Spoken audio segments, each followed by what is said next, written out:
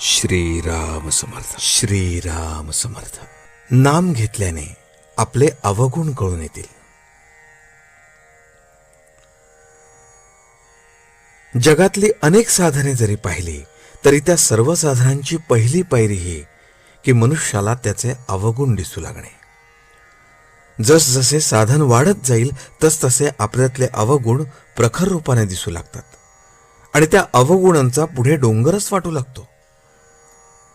हे परमेश्वरा, इतक्या अवगुणांनी मी भरलेला असताना तुझे दर्शन व्हावे अशी मी कशी अपेक्षा करू? एवढ्या पर्वतप्राय अवगुणांच्या राशीतून मला तुझे दर्शन होईल हे कालत्रयी तरी शक्य आहे का असे वाटू लागते. साधन करण्यापूर्वी रागीट माणूस कधी त्या रागाची खंत बाळगत नाही.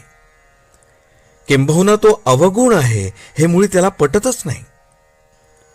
तो म्हणतो, व्यवहारात असा दरारा पाहिजेच, त्याशिवाय कसे चालेल? एक साधक मला म्हणाला की अलीकडे मला फार राग येऊ लागलाय. वास्तविक तो राग आत्ताच येऊ लागला असे नसून पूर्वीपासूनच त्याच्याजवळ होता, परंतु साधन करू लागल्यापासून त्याला जाणीव होऊ लागली आहे किंवा क्रोध वाईट आहे हे त्याला आता कळू लागले आहे, इतकेच. एक लग्नाचा मुलगा होता. त्याने बऱ्याच मुली पाहिल्या, पण एकही त्याच्या मनास येईना. त्याचे आई वडील कंटाळून त्याला म्हणाले, तुला मुलगी पसंत पडू देत, मग आम्ही पुढचे काय ते ठरवू. ते काही मुलगी पाहायला बरोबर जात नसत. त्या मुलाची मोठी बहीण होती, तीच त्याच्याबरोबर जात असे.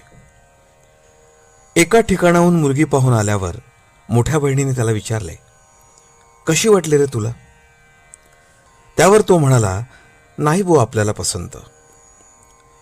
मोठी बहीण चाणाक्ष होते. तिने फक्त त्याच्या तोंडासमोर आरसा धरला आणि विचारले, यात प्रतिबिंबापुढे कशी काय वाटते? तेव्हा स्वतःचे आणि मुलीचे रूप त्याच्या ध्यानी आले आणि तो म्हणाला, पुष्कळ बरी आहे. सारांश, जिथपर्यंत आपल्याला स्वतःचे खरे दर्शन होऊ शकत नाही तिथपर्यंत दुसऱ्यांचे अवगुणच आपल्याला दिसतात. आपल्याला दुसऱ्यांचे जे काही अवगुण दिसतात त्यांचे बीज आपल्यातच आहे हे माणसाने ठाम ओळखले पाहिजे. तेव्हा दुसऱ्याचे अवगुण पाहण्याची वृत्ती आपण प्रथम टाकून दिली पाहिजे. दुसऱ्याचे अवगुण पाहणे हा साधा नेहमीचा व्यवहार आहे, तो परमार्थ नव्हे. खरा परमार्थी जो असतो तो सतत आत्मपरीक्षण करत असतो. त्याला दुसऱ्याचे अवगुण दिसतच नाहीत.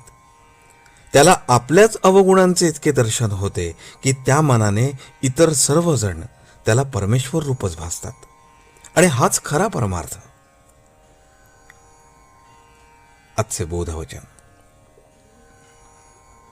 आत्मपरीक्षा करून स्वतःमधील अवगुणांच्या बीजाचे उच्चाटन करणे हे फार मोठे साधन आहे आणि हे साधण्यास नामस्मरणासारखे दुसरे साधन नाही. जानकी जीवन स्मरण. जय जय राम.